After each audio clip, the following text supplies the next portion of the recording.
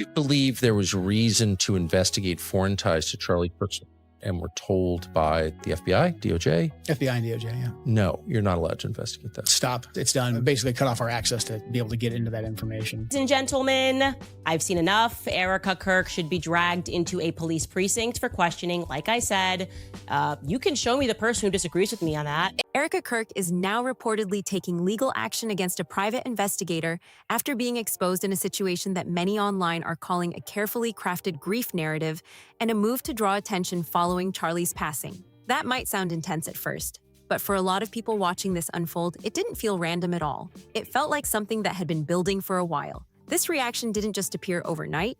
People have been paying close attention to how Erika has presented herself since Charlie passed. And for many viewers, something just hasn't lined up with what they expected to see from someone going through that kind of loss. From rumors about her allegedly using tear-triggering products before public appearances, to moments where she seemed to highlight merchandise during Charlie's memorial, the conversation hasn't slowed down. It's only gotten louder. For weeks now, people have been questioning her behavior, and instead of letting things settle, she's now reportedly going after the investigator who helped bring these claims into the spotlight. And that shift brings up one big question that keeps getting repeated: why now? Since Charlie's passing, Erika has been surrounded by one controversy after another, and many of those moments have shaped a public image that viewers can't ignore. Instead of appearing like someone quietly processing grief, is a duty to my husband, and it's an absolute honor, and I will never back down. And so my message to them is to stop. a lot of people have pointed out that she comes across unusually composed, sometimes distant, and even positive in moments where they expected something very different. Of course, everyone handles loss in their own way, and that's something important to keep in mind. But when you have large groups of people noticing the same patterns and raising the same concerns, it naturally keeps the conversation going. Some viewers online have even said they've never seen a widow respond like this. And when you go back and rewatch certain interviews, it becomes easier to understand why those questions started forming. One comment that really stood out came from someone who said that as a widow, they tried to give Erika understanding, but something still felt off. They pointed out how quickly Erika began speaking about Charlie in the past tense, saying he was this and that. According to them, they spoke about their own husband in the present tense for years after his passing, and even nearly a decade later, they still do. That detail alone has added even more attention to the situation and kept people talking. Some people argue that switching to past tense can happen once someone fully accepts the loss, but many viewers pushed back on that idea, saying that kind of acceptance usually doesn't happen so quickly. A lot of people felt the timeline seemed unusually fast.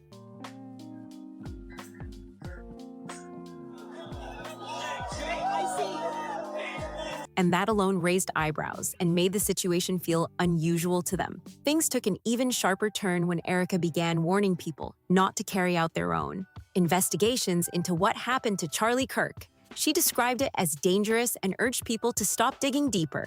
But when you tell people not to ask questions, it often does the opposite. It makes them even more curious. As most people already know, Tyler Robinson was identified as the alleged person responsible, and not long after that, Erika publicly expressed forgiveness toward him. That moment stood out to many viewers because of how quickly it happened. The tone and timing felt rushed to some, almost like everything was being wrapped up before more questions could surface. At the same time, voices like Candace Owens have continued to question the official version of events, suggesting there could be more layers to the story than what has been publicly shared. And as more clips, discussions, and breakdowns continue spreading online, it only adds to the growing curiosity around the situation. This all leads back to one major question that just won't go away. Why is Erika so strongly against people looking deeper into what happened? For many, that stance creates more doubt than clarity, and it keeps the conversation alive. There has also been a wave of online theories spreading across different platforms, ranging from claims about outside involvement to more extreme ideas about Erika's role. Now, it's important to be clear. People say, you were actually a Mossad agent sitting in front of me, and you were Charlie's handler, and Israel killed Charlie. These are unverified discussions, not confirmed facts. But they're gaining traction because many people feel like parts of the story are still missing. And when people feel like they don't have the full picture, they start connecting the dots on their own. There were even conversations about smaller details, like reports that Charlie didn't sleep in his room the night before everything happened, and that he wasn't wearing his wedding ring. On their own, those details might seem minor, but online, they quickly became part of a much bigger narrative that people started building. And when you combine all of that with Erika actively telling people not to investigate further, it only made things louder. The internet didn't hold back. People started sharing strong opinions, with some claiming she didn't want anyone digging because something was being hidden, while others joked that the more she tried to shut things down, the more suspicious it looked. Whether you agree with those takes or not, that's exactly how many viewers began interpreting everything. What made the situation even more complicated is how different this approach feels compared to what Charlie himself used to stand for. He often encouraged people to ask questions, think deeper, and not just accept things at face value. So now, seeing Erika take the opposite stance has left a lot of people confused, wondering why there's such a noticeable shift. Then things really escalated, especially when the conversation turned toward Erika's public appearances. One of the biggest claims that started spreading online was the idea that some of her emotional moments might not have been completely natural. Critics pointed to backstage clips that circulated across social media, suggesting she may have been applying something to her eyes before stepping out in front of a crowd. Now, whether that interpretation is accurate or not, once a narrative like that starts moving, it's almost impossible to stop. People begin viewing every appearance through that same lens, and suddenly every expression, every pause, every reaction gets analyzed in a completely different way. And it didn't stop there. Not long after everything happened, there were online claims about Erika going on a shopping trip that left many people surprised. According to a social media influencer, she allegedly spent over $1,000 at ALO Yoga just hours after the incident, out in front of a crowd.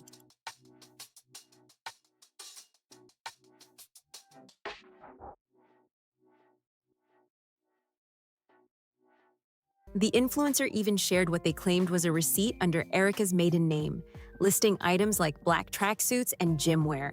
As expected, the reaction online was intense. Some people questioned the timing, asking why someone in that situation would be out shopping so quickly. Others pushed back, saying the situation could have been misunderstood or taken out of context. But no matter which side people were on, it became another major piece of the growing conversation. Then came the memorial, which was expected to be a quiet moment of respect and reflection. Instead, it quickly became another topic of discussion. Some viewers pointed out the way Erika described it, saying it sounded more like a large-scale event than a personal tribute. Comments about it being an event of the century and visible excitement around things like merchandise and registrations caught people's attention fast. And those are the kinds of details that stick because they shift how everything else gets interpreted. At that point, the conversation isn't just about grief anymore. It turns into questions about whether parts of the situation are being presented in a more structured or strategic way. Now the discussion has grown so much that even major podcast voices have stepped into it. Joe Rogan recently mentioned Erika during a podcast episode with comedian Mark Normand, and that moment added even more attention to an already intense situation. The second bigger names entered the conversation. Everything changed. What started as mostly online chatter suddenly crossed into a much wider spotlight, and that always raises the pressure. When someone like Joe Rogan brings something up, even briefly, it doesn't stay contained. It spreads quickly, reaches new audiences, and pulls in people who may not have been following the story before. During that podcast discussion, the tone wasn't about making direct accusations, but more about pointing out how unusual the situation has felt to many observers. And honestly, that alone was enough to bring everything right back into the spotlight. Once a topic reaches that level of exposure, it stops being a small online conversation and turns into something way bigger. What really stands out is how fast public perception can shift when multiple voices start moving in the same direction. At that point, it's not even about proving anything. It's about the pattern people believe they're seeing. And right now, that pattern centers around Erika's behavior, her responses, and how everything has unfolded since Charlie's passing. Not even 12 hours after Charlie Kirk was his wife, Erika Kirk, went on a shopping spree. Some people watching all of this feel like every move looks calculated, like there's a strategy behind it. Others quickly push back, saying that's not fair at all, especially during a difficult moment like this. And that split right there is exactly what keeps the conversation alive. One side is analyzing every detail, while the other is reminding everyone that grief doesn't follow one simple path.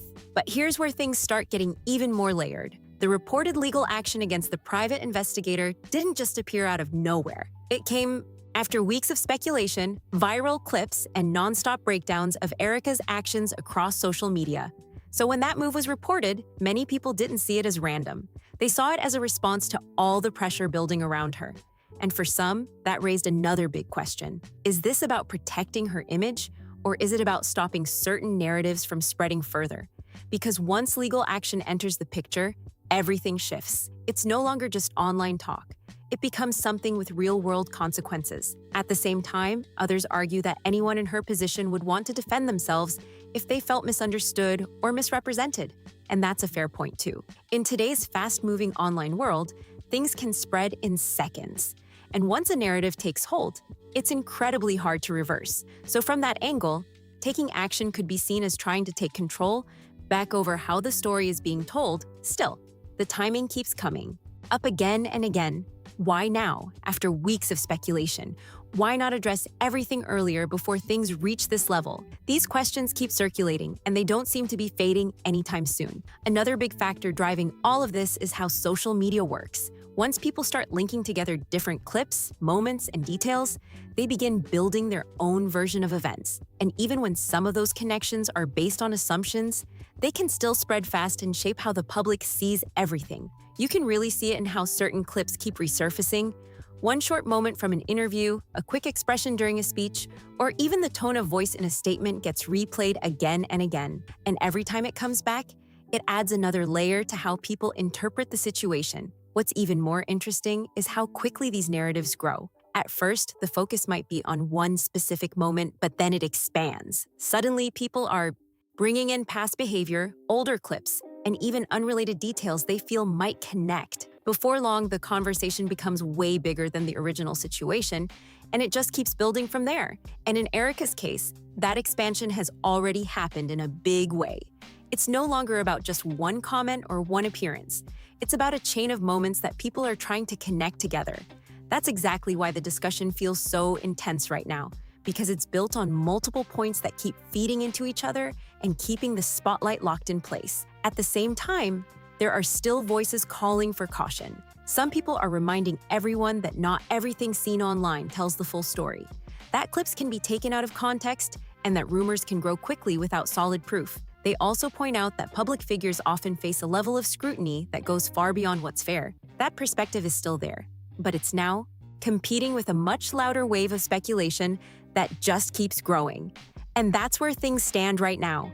You've got a situation filled with questions, strong opinions, and increasing attention from bigger platforms. The legal angle added another layer, the podcast discussions pushed it further into the spotlight, and the online theories are evolving almost every single day. No matter which side people are on, one thing is clear. This story is far from finished. Every new detail, every new reaction, and every new statement has the potential to shift the entire conversation again. And with so many eyes now focused on what happens next, whatever comes out could have an even bigger impact than anything we've seen so far. That moment on the podcast is what really pushed everything into a completely new phase. When Erika was described in a way that made her seem difficult to read, it instantly sparked a wave of reactions online. And once that kind of label gets attached, it spreads fast and sticks, whether people agree with it or not. Now the conversation has grown beyond just Erika's actions. It's turned into something bigger. How far is too far when it comes to public commentary? At what point does questioning cross into something else entirely? That's where things start getting complicated, because people aren't just reacting to the situation anymore, they're reacting to each other too. On one side, you have people saying this has gone too far. They believe Erika is being unfairly targeted, that the internet has taken small pieces of information and turned them into something much bigger than it should be. From their perspective, this is what happens when speculation builds on top of speculation. But on the other side, there are those who feel like too many things don't add up. Too many moments felt unusual to them, too many questions remain unanswered, and too many details continue to raise eyebrows. For them, this isn't just random talk. It's a pattern they believe deserves closer attention. And that divide is exactly why this situation isn't slowing down. When two sides strongly disagree, the conversation keeps feeding itself. Every new clip, every new reaction, every new statement gets pulled in and analyzed from completely different angles. The reality is, there still isn't one clear answer that satisfies everyone.